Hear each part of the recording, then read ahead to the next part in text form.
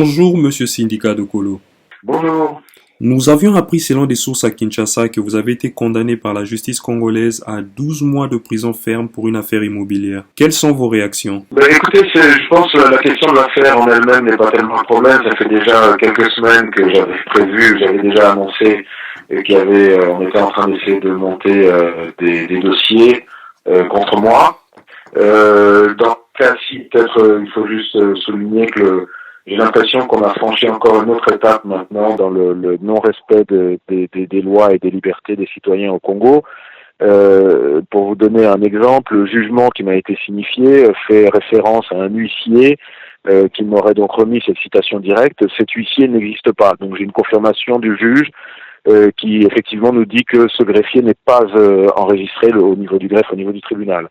Il dit soi-disant que la citation directe m'aurait été signifiée, déposée à un voisin. J'ai fait déposer également le voisin.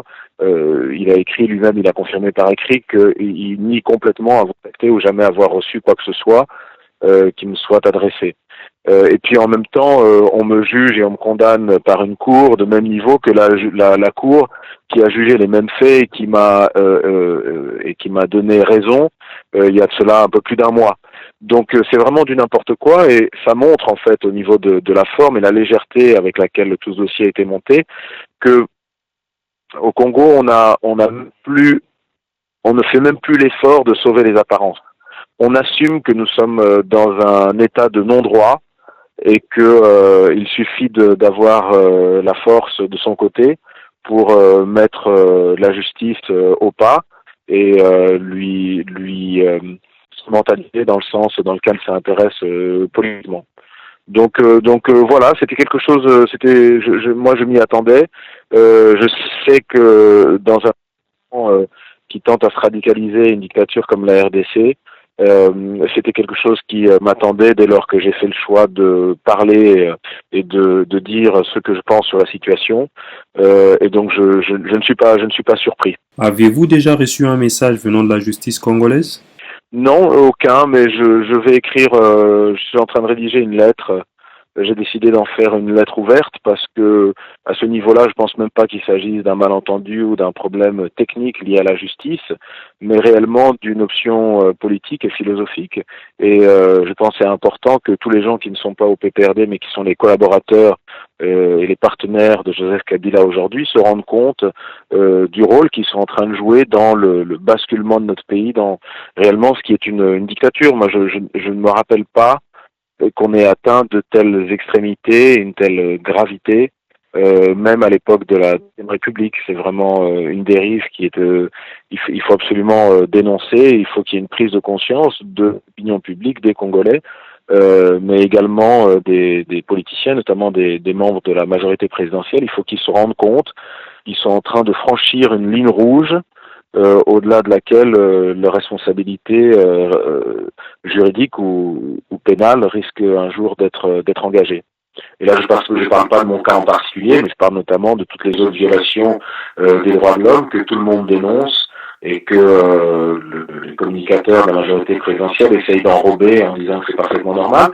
Et il est important que tout le monde se rende compte qu'on arrive dans une situation maintenant au Congo, là, il va falloir que les gens prennent, ils choisissent leur position, soit ils sont pour la dictature, soit ils sont contre. Et ce sera difficile pour les politiciens de rester en dehors de ce débat-là. La CENI, par la voix de son président, M. Corneille Nangaa, a confirmé qu'il n'y aura pas d'élection à la fin de cette année. Qu'en dites-vous? Plus personne ne croit dans l'indépendance de la CENI, plus personne ne croit dans l'honnêteté ou dans l'objectivité du gouvernement. On voit bien maintenant qu'on est en train d'entendre parler petit à petit à la radio, à la télévision, d'état de l'imminence ou l'intérêt d'un référendum.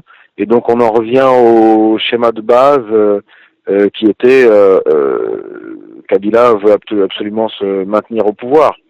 C'est d'autant plus grave lorsqu'on considère depuis un an le nombre de violences et de morts qui ont servi d'excuse à ne pas organiser les élections. Et effectivement, on doit se poser la question à qui profite le crime.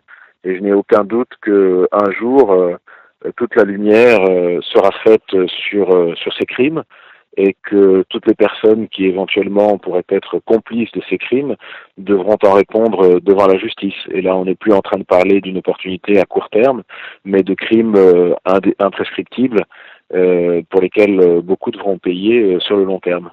Un petit mot, Monsieur Dokolo, sur ce grand projet que vous travaillez depuis des années aujourd'hui, le Simangola. Un projet très impressionnant que nous avons tous vu et suivi sur vidéo hier. Et est-ce un projet qui pourra, vous pensez qu'il pourra sortir même de la frontière de l'Angola, peut-être un jour atteindre même les terres de nos ancêtres en RDC? Écoutez, moi je pense qu'il faut que petit à petit le Congo change de disposition vis-à-vis de ses enfants de la diaspora, notamment ceux qui ont réussi à acquérir un savoir-faire, une capacité professionnelle, un talent particulier. Et je pense pour reconstruire le Congo, il faudrait vraiment essayer de ramener tous les fils du Congo qui peuvent aider le Congo à se développer plutôt que de les réduire à l'exil ou de se méfier d'eux. Moi, je réussis à développer de grands projets en Angola parce qu'éventuellement, évidemment, il y a un environnement qui est favorable, mais surtout parce que je suis le fils de mon père et que c'est la vision et l'ambition que lui m'a inculqué. Mon objectif en tant que Congolais, c'est d'arriver un jour à pouvoir développer des projets de cette nature-là en RDC.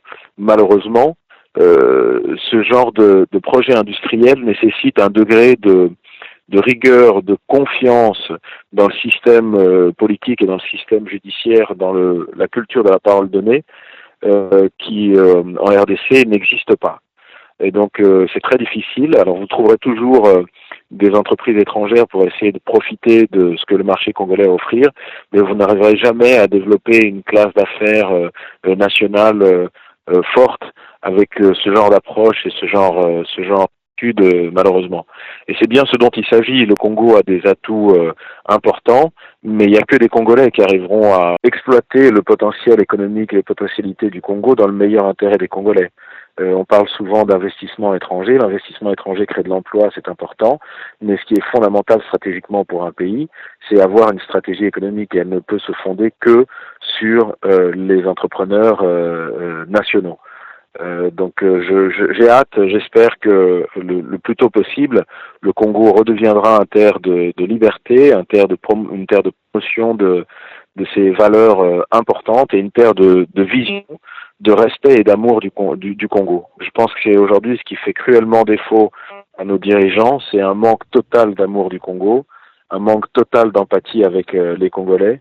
Et je pense qu'il est important que cette page soit tournée le plus vite possible et le plus paisiblement possible. Merci beaucoup, Monsieur Sindika Dokolo, de nous avoir accordé cette interview. C'est moi qui vous remercie.